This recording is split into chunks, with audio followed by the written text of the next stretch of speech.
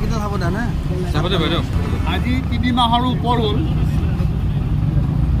আমাৰ চুবুৰীয়া ৰাষ্ট্ৰ মণিপুৰত যি ভয়াৱহ পৰিস্থিতিৰ সৃষ্টি হৈছে।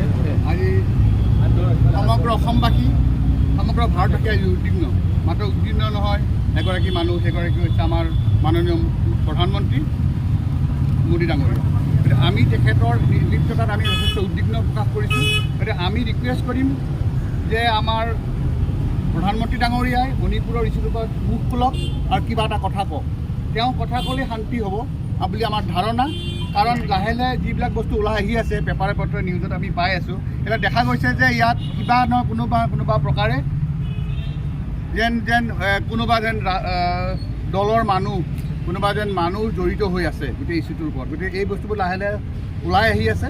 গতিকে তাৰ ওপৰত ইনভেষ্টিগেশ্যন হ'ব লাগে আৰু আমি বিচাৰিম প্ৰধানমন্ত্ৰী ডাঙৰীয়া মূল মানুহ, তেখেতে কিমানবাৰ মণিপুৰত গৈছে ইলেকশ্যনৰ সময়ত, অসমত কিমানবাৰ আহিছে, প্ৰত্যেক 15-20 দিনৰ মূৰে ইলেকশ্যনৰ কাৰণে, কিন্তু এতিয়া এই বিপদৰ সময়ত কিন্তু মাত দিবলৈ তেওঁ নাহিলে। তাৰ কাৰণে আমি মণিপুৰীবাসীৰ হৈ আমি দুখ প্ৰকাশ কৰিছোঁ। আমি আজিও দাবী কৰিছোঁ যে প্ৰধানমন্ত্ৰী ডাঙৰীয়া ইম্ফললৈ আহক, মণিপুৰলৈ আহক আৰু মানুহক আশ্বস্ত কৰক যে মণিপুৰো ভাৰতৰ এটা অংগ আৰু মই ভাৰতৰ প্ৰধানমন্ত্ৰী বুলি তেওঁ এবাৰ মাত্ৰ নিজে মুখেৰে কওক, তেতিয়া মণিপুৰৰ মানুহ আশ্বস্ত হ'ব, আমি নৰ্থ ইষ্টৰ মানুহ আশ্বস্ত হ'ম।